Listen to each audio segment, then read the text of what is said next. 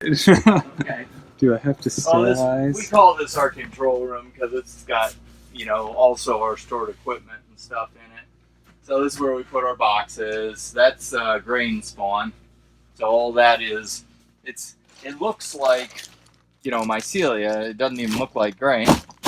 But if you start to break it up, you'll see that's all rye grain with mycelia run through it. Wow. Okay.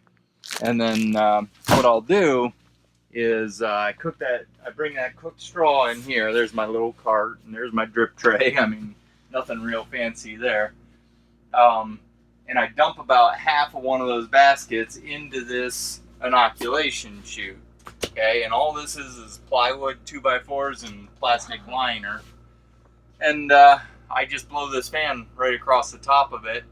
I can get that from boiling. Because it's wet, I can put it in here, fluff it, and get it from boiling down to room temperature in like 5 minutes. Wow. By cooling it rapidly, it reduces the chances of contaminating it. And so once it's cool, I can put the rye grain spawn, which is my starter culture, sprinkle it all through the straw, mix it by hand, and then at this end, this funnel, I actually attach tubing, and the tubing just comes in rolls, just like this, which that's just I get it in 50-pound rolls. There's another one back there under the spawn. And I just tie a knot at the end of it. Wow. I tie a knot at the end. I strap the other end open around this funnel. I mix the straw with the grain and just stuff it in.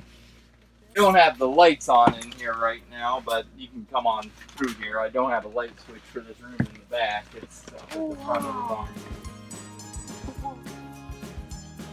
But, well, those are the little ones. Those are the half column size. The ones at the back here are the full size ones. That's what I do for my operation. Yeah. These two are yours, the half columns. These ones are part of my production, and then all the rest of these are going to a producer down in Columbus.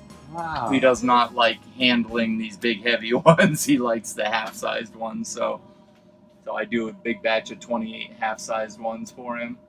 Are these all oyster mushrooms? This is all oyster mushrooms. Yeah, the shiitakes and lion's manes are in the other barn.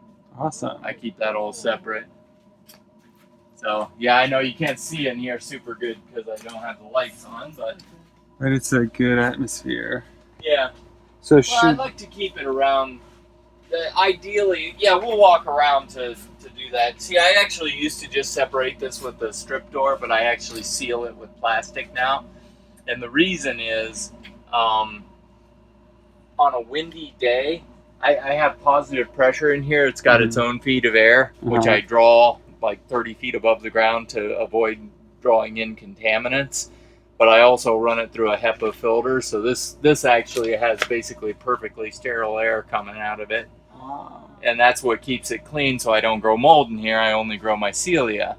Now, that works with a positive pressure environment because the rest of the rooms are kept a little bit negative pressure because they have exhaust fans on them instead of intake fans.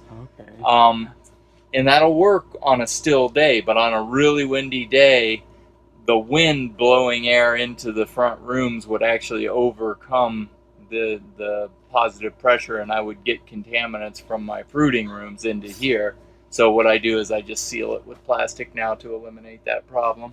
It takes just a minute to put the plastic up and tear it down, but we'll just walk around the front to see the fruiting rooms.